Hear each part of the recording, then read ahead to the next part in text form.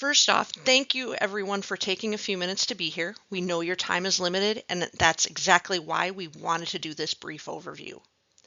This presentation of supporting families after mass violence, information notification centers, family assistance centers, and our local approach is meant to give you the big picture of how those information and notification centers and family assistance centers work, as well as how our local plan is structured and what to expect during the upcoming tabletop exercise. This is not meant to be a deep dive into the plan.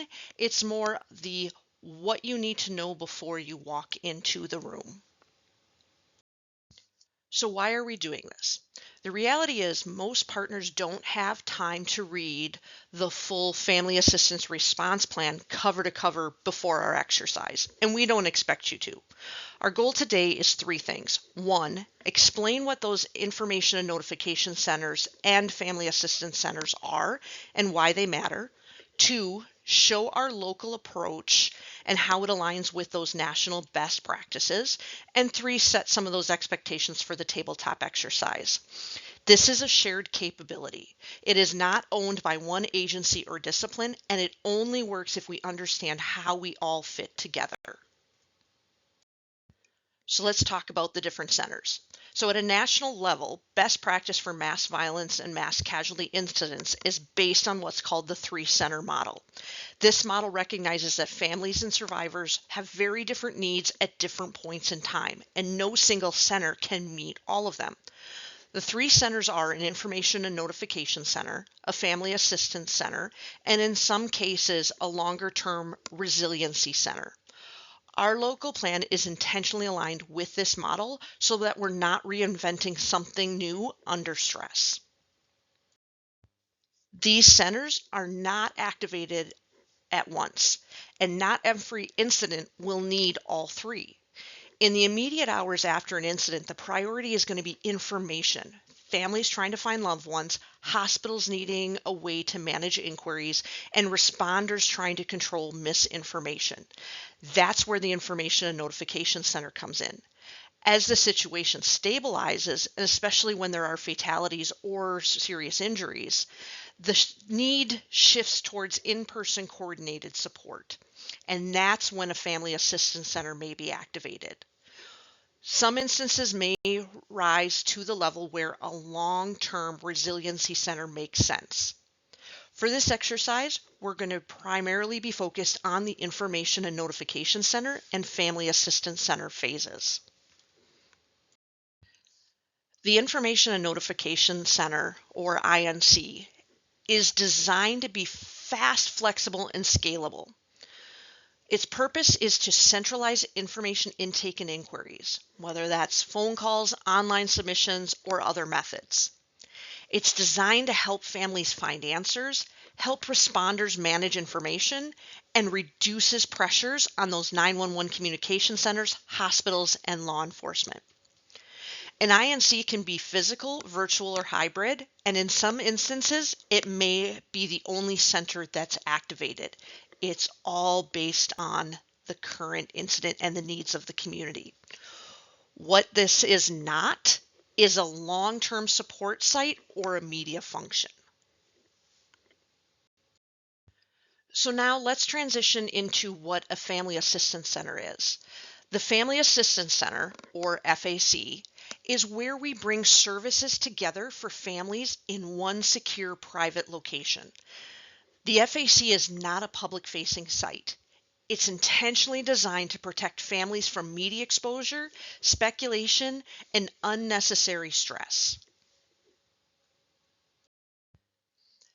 FACs provide coordinated access to services such as behavioral health, victim services, law enforcement, medical examiner or coroner functions, and other supports. It's all in one place. The important thing is families receive information first. Media and public messaging always come second. FACs are scalable and time limited. They operate until immediate family needs are stabilized. The most important thing to understand is that the INC and the FAC are not separate silos. They are two parts of the same family assistance system. The INC is focused on information control and notification. Its job is to collect, verify, and manage information so that we're sharing the right information with the right people at the right time. The INC feeds that verified information, not rumors, not partial updates, into the system. The FAC, on the other hand, is focused on family support services. It delivers information in a supported, in-person environment where families can ask questions, receive care, and be treated in dignity. Think of it this way. The INC manages the information, the FAC manages the human impact of that information. Information typically flows from investigators, hospitals, and responders into the INC where it's validated and coordinated. When families need in-person notification, updates, or services, that information is then delivered through the FAC with behavioral health, victim services, and other support present. This separation is intentional. It prevents families from receiving conflicting information, it reduces re-traumatization, and it protects the investigative integrity. In some instances, the INC will operate on its own, and in others, the INC will transition into or support a family assistance center. The key point is this: we don't move information faster than we can support the people receiving it. During the tabletop exercise, you'll see decision points where the INC and the FAC have to stay tightly aligned, especially around notifications, family briefings, and changes in victim status. INCs and FACs operate within our established incident management structures. They're not separate or standalone. They're supported by the county EOC for staffing, resources, logistics, and coordination, especially when those operations cross jurisdictions or last more than a single operational period. At the policy level, the INC and the FAC activities are coordinated to ensure consistency in information, sustainability of operations, and accountability for decisions. This allows operational staff to focus on supporting the families, while leadership focuses on the alignment and long-term coordination. Before we go any further, I want to pause and clearly separate two things that often get blurred during incidents: coordination and operations. Both are essential, but they serve very different purposes. Coordination is about the decision-making, alignment, and strategy. Operations are about doing the work, staffing positions, providing services, managing family interactions, and keeping the center running day to day. When those roles aren't clearly defined, two things tend to happen. Either no one makes a decision because everyone thinks someone else will, or people step outside their lane and unintentionally cause confusion. Understanding where coordination stops and operations begin help us move faster, reduce duplication, and support families more effectively.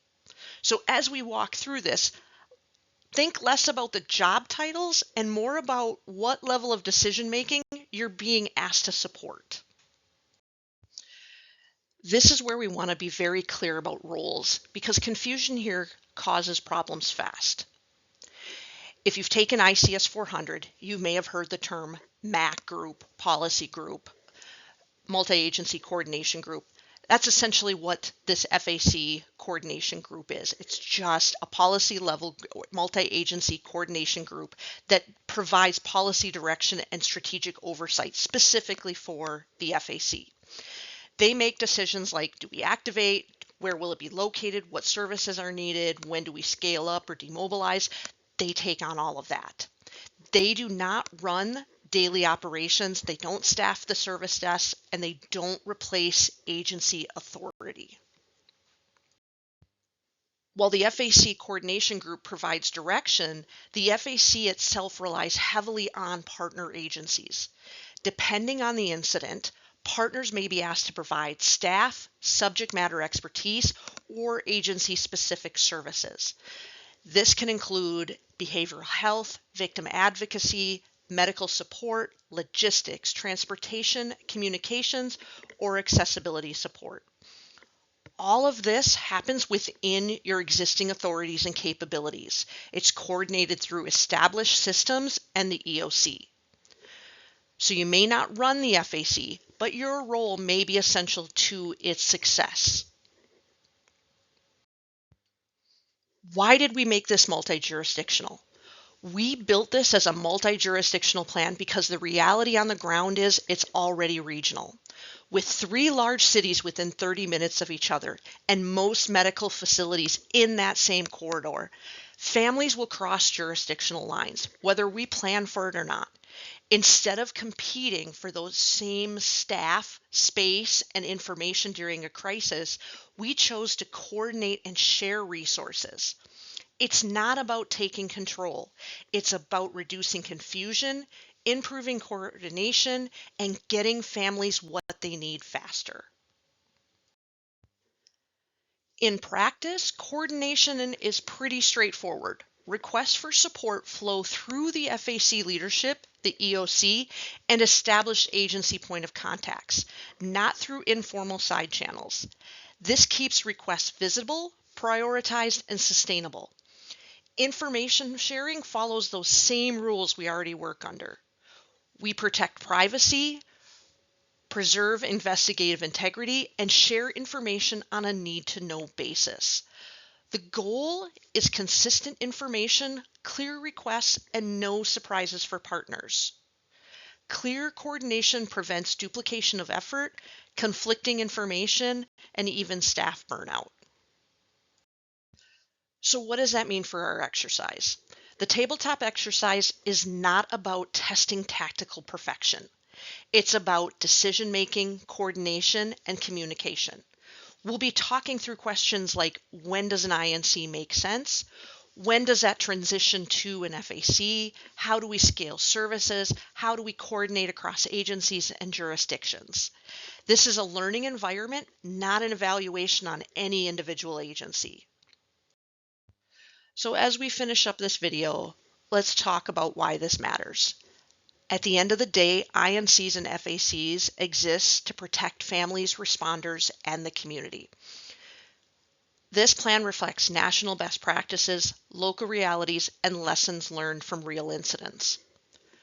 Your participation, even if it's just understanding where you fit, makes a real difference. We appreciate you being a part of this effort, and we're looking forward to working through it together during the exercise.